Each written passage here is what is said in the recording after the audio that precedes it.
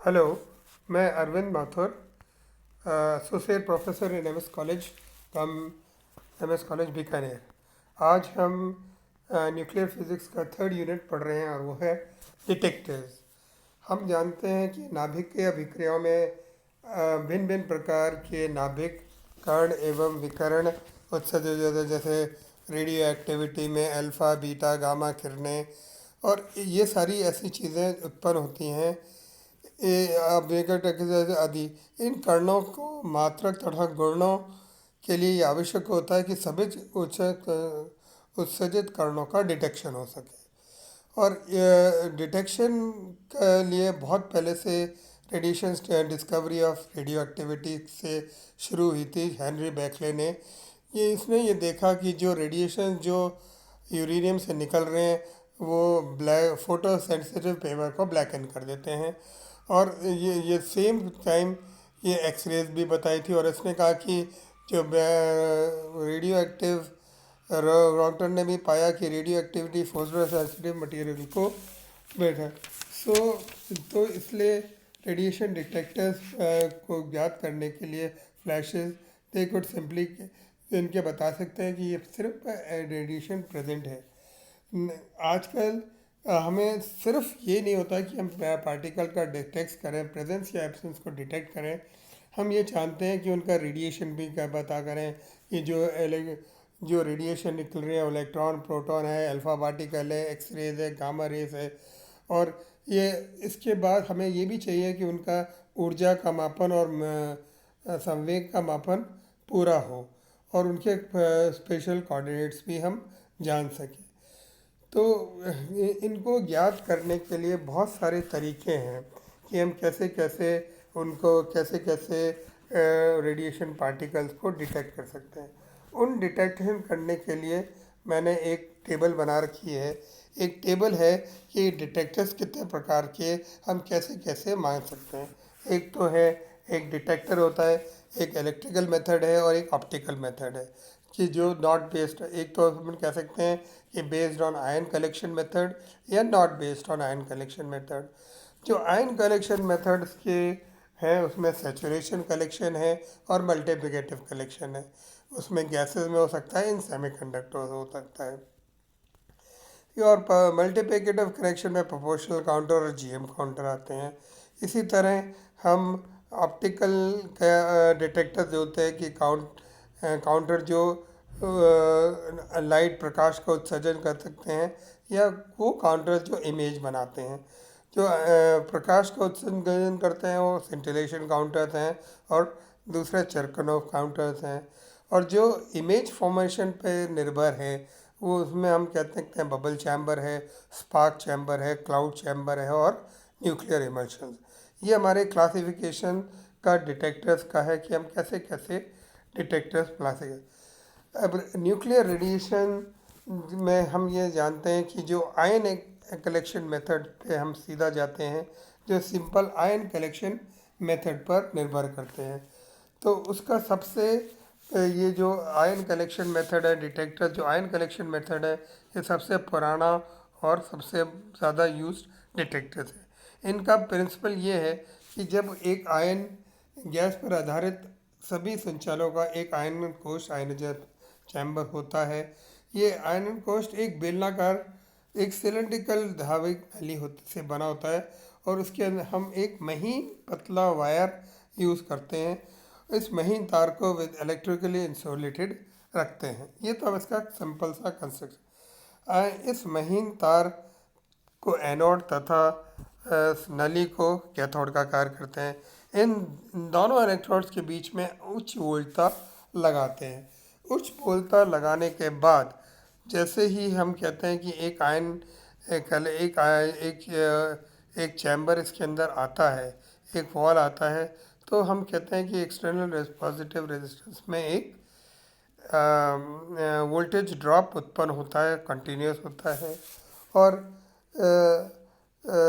इनको हम मार्गन से बनाते हैं। और जब अवशोषित कण या आयन कण जैसे एक्स किरण, फोटोन, अल्फा बीटा गामा किरणें इस कक्ष में से होकर गुजरती हैं, तो ये गैस परमाणुओं का आयनीकरण कर देती हैं। इस नली से में इलेक्ट्रॉन के घन आयन उत्पन्न होते हैं। वायु में एक आयन युग्म बनाने में लगभग 34 ईवी का ऊर्जा उत्पन्न आवश्यकता होती है। इन गैस को आयनीकरण करने के पश्चात जब हम वोल्टेज को बनाते हैं तो हम इसका सीधा सा एक ग्राफ बना सकते हैं। जैसे जैसे वोल्टेज मैं बना बढ़ाता हूँ तो ग्राफ का शेप हमें इस प्रकार आता है, जो हम इसको आप इस ग्राफ में देख रखे हैं। इसको मैंने अभी 5 रीजन्स में बांटा हुआ है। इसमें छठा रीजन जो काम का नहीं होता वो नहीं दिखाया गया है। एक छठा रीजन भी इस 1000 वोल्ट के बाद होता है। ये इसका पल्स हाइट और इसका वेरिएशन है। जैसे जैसे हम जो वोल्टेज है उसका जो दोनों कैथोड के बीच में अगर वोल्टेज को मैं बढ़ाऊँ तो मेरे पास इस तरह का रीजन आता है। ये इस रीजन को हम 6 भागों में बांटते हैं। उसको हम कहते हैं रीजन ऑफ मल्टीप्लिकेटिव ऑपरेशन। यानी इन रीजन्स को हम स्टडी करते हैं। अगर रीजन हमारे पास पहला रीजन है जिसका वोल्टेज बहुत कम होता है, इसको हम रिकॉम्बिनेशन रीजन या पुनः संयोजन क्षेत्र भी कहते हैं। इस भाग में आरोपित वोल्टेज इतनी कम होती है कि जब आयनीकरण गैस की परमाणु का आयनन करते हैं तब ये आयन साथ साथ पुनः संयोजन रिकॉम्बिनेशन कर देते हैं। इसलिए इनमें इस क्षेत्र में हम इसलिए इसको हम आयन रिकॉम्बिनेशन रीजन कहते हैं। दूसरा, जैसे ही हम इसको वोल्टेज और बढ़ाते हैं तो इतनी अधिक हो जाती है कि नली में उत्पन्न इलेक्ट्रॉन को घन आयन तथा आयन का पुनर्नियोजन या रिकॉम्बिनेशन नगण्य होता है। आयनकारीकरण के द्वारा उत्पन्न सभी आयन इलेक्ट्रॉन तथा गुण इलेक्ट्रॉन की ओर गति करते हैं। इन आयनों को पर एकत्रित होता है तथा एक पल्स का निर्माण करते हैं। ये स्पंद की तीव्रता आयनकारीकरणों तथा उत्पन्न आयन युग्म के प्रोपोर्शनल होती है। तो इसका स्ट्रेट लाइन प्रोपोर्शनल होता है। तो इस क्षेत्र में हम कहते हैं कि एक आयनाइजेशन चैम्बर कार्य करता है। ये आप ये देख ही सकते हैं जिसमें हम सारे कर सकते हैं। दूसरा, जैसे ही हम इसको और बेवैधता आरोपित को बढ़ाते हैं तब गैस में आयनों की संख्या प्राथमिक आयनों की संख्या से अधिक हो जाती है।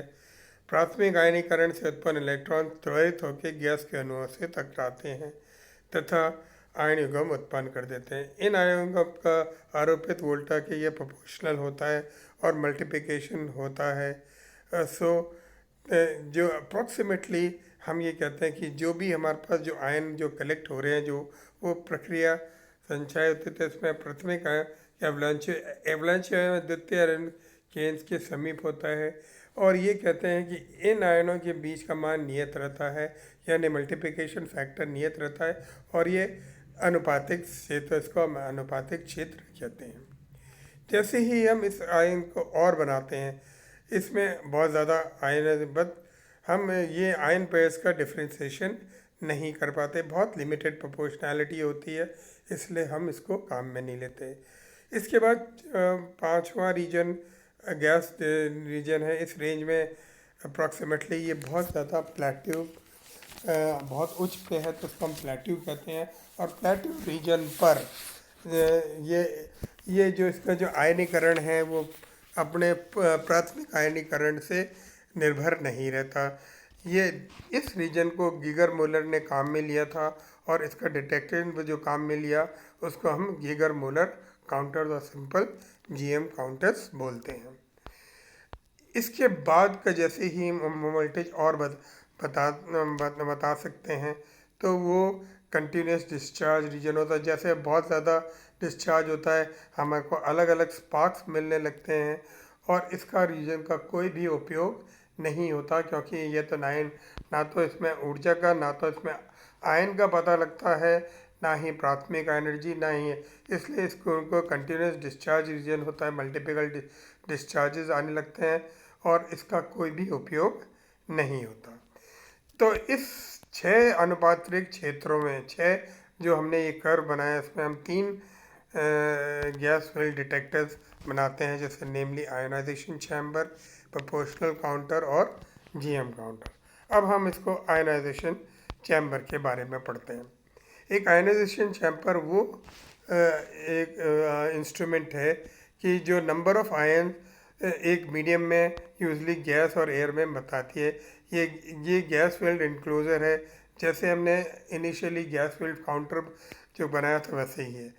अब इस गैस में इस आयना किसी भी तरह बी में such of alpha particle, beta particle या एक्स रेस या रेडियो इमल्सियस से अगर हम हैं तो आयन जो बनते हैं वो इलेक्ट्रोड्स की जो अपने ऑपोजिट इलेक्ट्रोड्स की तरफ मूव करते हैं और इसके अंदर आयोनाइजेशन करंट रेजिस्टेंस में प्रोड्यूस होता है, जिसको हम गैल्वेनोमीटर या इलेक्ट्रोमीटर से नाप लेते हैं। ये अलग अलग आयोनाइजेशन चैम्बर अलग अलग क्षेत्रों में काम में लिए जाते हैं। इसका प्रिंसिपल ये है कि चार्ज पार्टिकल पास जो हमारा आवेशित चार्ज है वो मैटर में से मूव करता है, उसके अंदर इलेक्ट्रॉन्स को रिमूव करता है एंड उसके यानी आयनीकरण करता है। और इसका वोल्टेज अगर मैं अप्लाई करूं जब उसके अंदर आयनाइजेशन हो तो इलेक्ट्रॉन्स जो हैं वो एक तरफ मूव करते हैं और पॉजिटिव आयंस दूसरी तरफ मूव करते हैं। Construction of a gas field counter वैसे ही है। इसके अंदर दो प्लेटें होती हैं, दो प्लेटों के मध्य एक गैस भरी जाती है और जैसे ही कोई आयनाइजेशन करंट इसके अंदर पास होता है तो इसके अंदर एक आयनाइजेशन जो इलेक्ट्रॉन्स है वो बीच की तरफ और इलेक्ट्रॉन एक कैथोड की तरफ, एनोड की तरफ और पॉजिटिव कैथोड की तरफ मूव करने लगते हैं। इसका कार्य प्रणाली बिल्कुल वैसा ही है जैसे गैस फील्ड काउंटर की होती है कि इसके अंदर आयनाइजेशन, क्योंकि ये सैचुरेशन है तो जितने भी प्रथम बार में आयनीकरण आयन क्षेत्र उत्पन्न हुए वो सारे के सारे उस पर कलेक्ट हो जाते हैं, उसकी ट्यूब में द्वारा कलेक्ट हो जाते हैं और इलेक्ट्रॉन्स क्योंकि छोटे होते हैं वो 1000 गुना फास्टर और एनोड पे जल्दी ही हो जाते हैं। Mean that in operative till जब तक ये सारे के सारे पॉजिटिव आए तब तक ये इनऑपरेटिव रहता है। जो जो इलेक्ट्रॉन एनोड पे कलेक्ट होते हैं वो करंट कंस्टिट्यूट होते हैं और जो number of ion pair produce जो गैस में उत्पन्न होते हैं the circuit is produce. Ionization chambers जो का मेन उपयोग हमने ये पाया है कि ये good response to radiation of बहुत अधिक रेंज पर ये काम करता है और न्यूक्लियर पावर इंडस्ट्री में बहुत काम आता है, research lab, other medical radiation and environmental management. इनको radiation survey instrument can measuring activity of region and others. इसका मेन ड्रॉबैक ये है कि are not suitable to measure individual particle. हम इसमें इंडिविजुअल पार्टिकल्स जो इसके अंदर आ रहे हैं उनको हम नाप नहीं सकते और ये इसका मेन ड्रॉबैक है। जो हम आगे एनर्जी मेजरमेंट्स नहीं कर पाते, कई चीज़ें हैं, इसका हम अलग कंपैरिजन करेंगे। धन्यवाद।